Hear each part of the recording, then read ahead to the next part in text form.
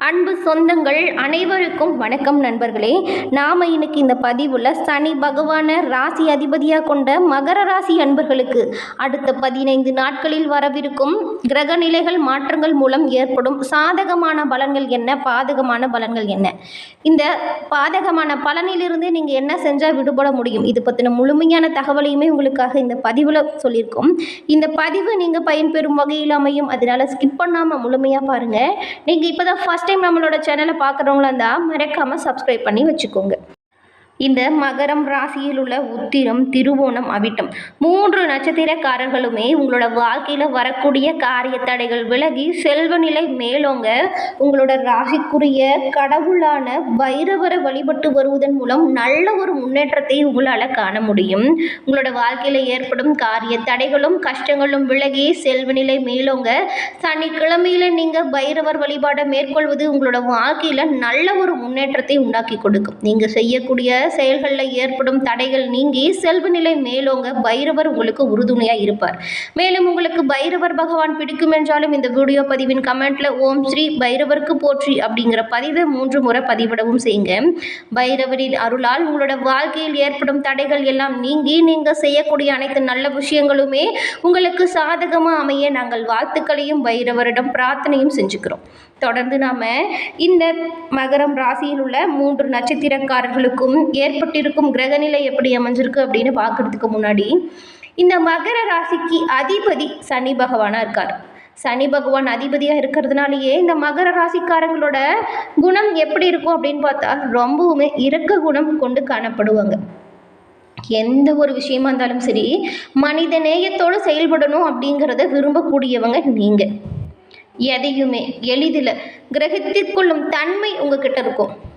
எவ்வளோ கஷ்டம் வந்தாலும் சரிங்க, அதெல்லாம் பெருசாக பொருட்படுத்தவே மாட்டீங்க, வெளிக்காட்டவும் மாட்டீங்க. அந்த கஷ்டத்தை எப்படி முறியடிக்கணும் அப்படிங்கிற சிந்தனை மேலோங்கி இருக்கும். அந்த கஷ்டங்களை எல்லாமே சூரியனை கண்ட பனி போல் விலகிறதுக்கு என்ன பண்ணணும் அப்படிங்கிறத தீர்க்கமாக யோசித்து செயல்படக்கூடியவங்களாக இருப்பாங்க இந்த மகர ராசியை சேர்ந்தவங்க. அதே போல் விஸ்வாசத்திற்கு ஒரு எடுத்துக்காட்டு யார் அப்படின்னு சொன்னால் மகர ராசிக்காரங்களை தாங்க சொல்லணும். மகர ராசிக்காரங்களுக்கு ஒரு சிறப்பான தனித்துவமான குணமே இந்த விசுவாசம்தான். அவங்களுக்கு ஒரு தங்க இதயம் இருக்குது அப்படின்னே சொல்லலாம். உண்மையிலேயே அவங்க எல்லோருக்கிட்டேயுமே நேர்மையானவங்களாக இருக்கணும் அப்படின்னு இருப்பாங்க, உண்மையானவங்களாக இருக்கணும் அப்படின்னு இருப்பாங்க. இவங்கக்கிட்ட யார் நேர்மையாகவும் உண்மையாக இல்லையோ அவங்களுக்கு மட்டும்தான் தெரியும் இந்த மகர ராசிக்காரங்க யார் அப்படிங்கிறது. அது மட்டும் இல்லாமல் இந்த ராசியை சேர்ந்தவங்க எப்பொழுதுமே ஒரு வித முன்னேற்ற பாதையில் செல்லணும் அப்படின்னு முடிவு எடுத்துட்டாங்கன்னா அதற்கான செயல்களில் தீவிரமாக ஈடுபடக்கூடியவங்களாக இருப்பாங்க. கடின உழைப்பாளி அப்படின்னு கூட சொல்லலாம். கடினமாக உழைக்கிறது மட்டுமே நீண்ட கால வெற்றியை தரும் அப்படிங்கிறத நன்கு உணர்ந்து செயலாற்றக்கூடியவங்க நீங்கள். இந்த மகர ராசியில் இருக்கவங்க கண்டிப்பாக பாருங்கள், இப்போ வாழ்க்கையில் எவ்வளோ கஷ்டப்பட்டிருந்தாலும் சரி, முன்பு எவ்வளோ கஷ்டப்பட்டிருந்தாலும் சரி, கண்டிப்பாக ஏதாவது ஒரு சாதனை புரிவீங்க. ஏன்னா மகரம் ராசி அப்படிங்கிறது ஒரு தங்க இதயத்திற்கு சமம் அப்படின்னே சொல்லலாம். உங்களோட நல்ல மனசுக்கு கட்டாயம் எல்லாமே நல்லதாக நடக்கும். அதனால தான் மகர ராசிக்காரங்க விசுவாசத்தின் காரணமாகவே நிறைய இடத்துல ஒரு மதிப்பும் மரியாதையும் நிறைந்து காணப்படுவாங்க. கட்டாயம் ஒரு சாதனை புரியுவீங்க. இந்த சாதனையால் உலகமே உங்களை அசந்து பார்க்கும் அளவிற்கு அந்த செயல் இருக்கும் அப்படின்னு சொல்லலாம். விசுவாசத்திற்கும் நேர்மைக்கும் பெயர் பெற்றவர்கள் இந்த மகர ராசி அன்பர்கள். இவ்வளவு சிறப்பான தனித்துவமான குணம் மற்ற ராசிக்காரர்களுக்குலாம் இருக்கான்னு கேட்டால் கட்டாயம் இருக்காது. இந்த மகர ராசி சேர்ந்தவங்க எப்பொழுதுமே அனைவரின் நலனுக்கு பாடுபடக்கூடியவங்களாக இருப்பாங்க. ஒருபோதுமே சுயநலம் அப்படிங்கிறது இருக்கவே இருக்காது. அவங்களோட செயல்களில் அவங்களோட குடும்பத்துக்காக ஏதாவது இருக்கும், இல்லை நண்பர்களுக்கு அப்படின்னு தான் எந்த ஒரு விஷயத்துலையுமே செயல்படுத்துவாங்க. இவங்களுக்குன்னு 1% கூட எதையுமே செஞ்சுக்க மாட்டாங்க. அவ்வளவு சிறப்பான உள்ளம் படைத்த இந்த மகர ராசி அன்பர்களுக்கு இந்த மாதத்தின் கிரக நிலைகள் எப்படி இருக்குது, இதன் மூலம் ஏற்படும் சாதகமான பலன்கள் என்ன, பாதகமான பலன்கள் என்ன அப்படிங்கிறத தொடர்ந்து பார்க்கலாம். மகர ராசியில் பிறந்தவங்களுக்கு இந்த மாதத்தில் ரொம்பவும் சாதகமான வாய்ப்பு நிறைய அமைய போகுதுங்க. 10ஆம் வீட்டின் அதிபதியாக இருக்கக்கூடிய சுக்கிர பகவான் இந்த மாதம் முழுவதுமே ராகு பகவானோடு இணைந்து 3வது வீட்டில் இருக்கிறாங்க. இதன் மூலம் உங்களோட வேலையிலும் சரி, வேலை துறையிலும் சரி விருது பெறக்கூடிய வாய்ப்புமே இருக்கும். உங்களோட நல்ல திறமையான செயல்களால் நல்ல வாய்ப்புகள் உங்களை தேடி வரும். நீங்கள் செய்யக்கூடிய செயல்களினால் வெற்றி பாதையை நோக்கி நீங்கள் செல்லக்கூடிய அமைப்பு இருக்குது. நீங்கள் உங்கள் கூட பணிபுரிகிறவங்களோட சேர்ந்து நேரத்தை செலவிடும் வாய்ப்பு இருக்கும். அவங்களுக்கான நிறைய உதவிகளை நீங்கள் செய்வீங்க. உங்களுக்குமே அவங்க உறுதுணையாக இருப்பாங்க. நண்பர்களோட உறவுகள் இனிமை உண்டாக்கி கொடுக்கும் வாய்ப்பு இருக்குது இந்த மாதம். 5ஆம் வீட்டின் அதிபதியாக சுக்கிர பகவான் இந்த மாதம் முழுவதுமே அதன் உச்சமான ராசியில் 3ஆம் வீட்டில் நீடிக்கிறாரு. இதன் மூலம் உங்களுக்கான கல்வி விஷயத்தில் நீங்கள் மேற்கொள்ளக்கூடிய அனைத்து முயற்சிகளுமே சிறப்பான வாய்ப்பை பெறக்கூடிய வகையில் இருக்குது. இப்போ நீங்கள் முயற்சி செஞ்சீங்கன்னா சிறப்பான வாய்ப்பு கிடைக்கும். உங்களோட முயற்சிகள் அதிகமாக இருக்கும். அதுவும் இந்த மாதம் வரக்கூடிய தேர்வுகள் எல்லாமே உங்களுக்கு சாதகமான முடிவை கொடுக்கும். சிறப்பாக படிப்பீங்க, சிறப்பாக எழுதுவீங்க. இதன் மூலம் வரக்கூடிய மதிப்பெண்ணுமே சிறப்பாக இருக்கும். உங்களோட வீட்டில் இருக்கிறவங்களுமே வியந்து பாராட்டக்கூடிய அளவுக்கு நல்லாயிருக்கும் அப்படின்னு சொல்லலாம். இது தவிர குரு பகவான் இந்த மாதம் முழுவதுமே 5ஆம் வீட்டில் தான் இருக்கார்.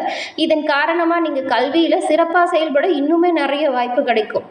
4ஆம் வீட்டின் அதிபதியான செவ்வாய் பகவான் 6ஆம் வீட்டில் அமர்ந்திருக்கிறதுனால அவ்வப்போது சின்ன சின்ன பிரச்சனைகள் வரக்கூடுங்கிறதுனால நீங்கள் செயல்படுத்தக்கூடிய செயல்களில் கொஞ்சம் கவனமாகவும் எச்சரிக்கையாகவும் இருக்கிறது நல்லது.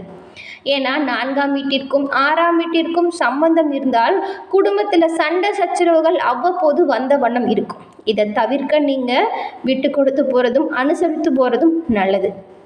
இதன் காரணமாக உங்களோட அன்புக்குரியவங்க கிட்ட நீங்கள் அன்பால் ஈர்க்கப்படணும் அப்படின்னா கொஞ்சம் கனிவாக இருக்கணும்.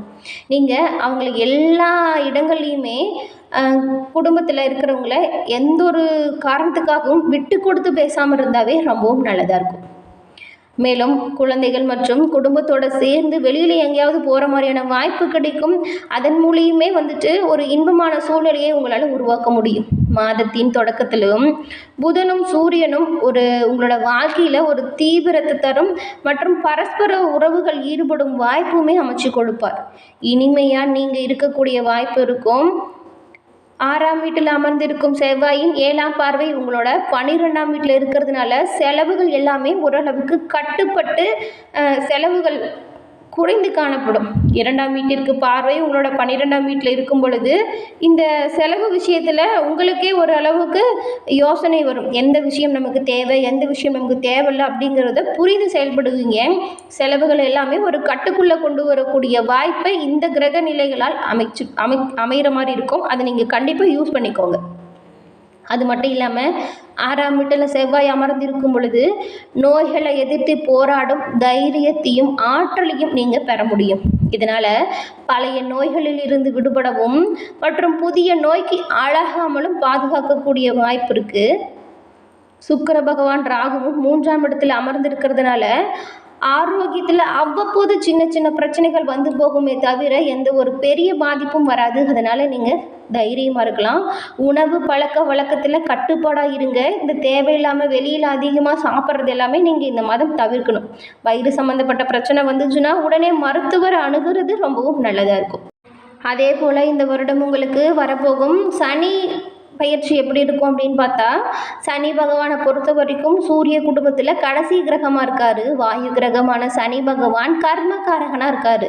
தொழில் மற்றும் ஆயுள் காரகனாக உள்ள சனி பகவான் ஒரு ராசியில் 2.5 ஆண்டு காலம் சஞ்சாரம் செய்யக்கூடியவர்.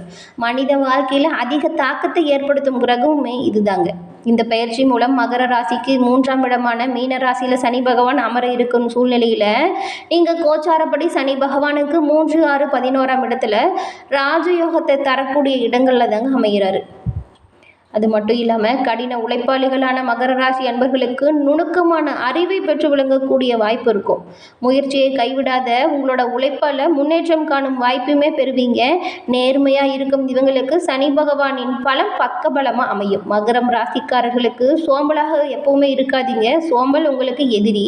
சுறுசுறுப்பாக இருக்கிறது மூலம் நிறைய நன்மைகளை நீங்கள் அடைய முடியும். மகரம் ராசிக்கு செவ்வாய் உச்சம் பெறும் பொழுது அவ்வப்போது அடிக்கடி கோபம் வர மாதிரி தான் இருக்கும். கோபத்தை குறைச்சிக்கோங்க. குரு பகவான் மகரம் ராசியில் நீச்சம் பெறும் பொழுது பணத்தின் அருமை தெரியாது. பணத்தின் அருமை எப்போ தெரிகிறதோ அப்போது முதல் வாழ்க்கையில் நல்ல முன்னேற்றம் தொடங்கும் காலமாகவும் சிறப்பான வாய்ப்பை பெறக்கூடிய காலமாகவும் அமைய சனீஸ்வர பகவான் உங்களுக்கு உறுதுணையாக இருப்பார். என்ன நண்பர்களே, இந்த பதிவு நீங்கள் பயன்பெறும் வகையில் அமைஞ்சிருக்கும்னு நினைக்கிறோம். இந்த பதிவு பிடிச்சிருந்தால் லைக் பண்ணுங்கள், ஷேர் பண்ணுங்கள், கமெண்ட் பண்ணுங்கள். நம்மளோட சேனலை நீங்கள் இப்போ தான் ஃபஸ்ட் டைம் பார்க்குறீங்கன்னா மறக்காமல் சப்ஸ்கிரைப் பண்ணி வச்சு கூட வர பெல் ஐக்கானும் கிளிக் பண்ணி வச்சுக்கோங்க. அப்போ தான் நாங்கள் போடுற பதிவுகள் உடனுக்குடன் நோட்டிஃபிகேஷன் மூலம் உங்களை வந்தடையும் அப்படிங்கிறத தெரிவிச்சுக்கிறோம். தொடர்ந்து பார்த்தமைக்கு நன்றி நண்பர்களே. நன்றி, வணக்கம்.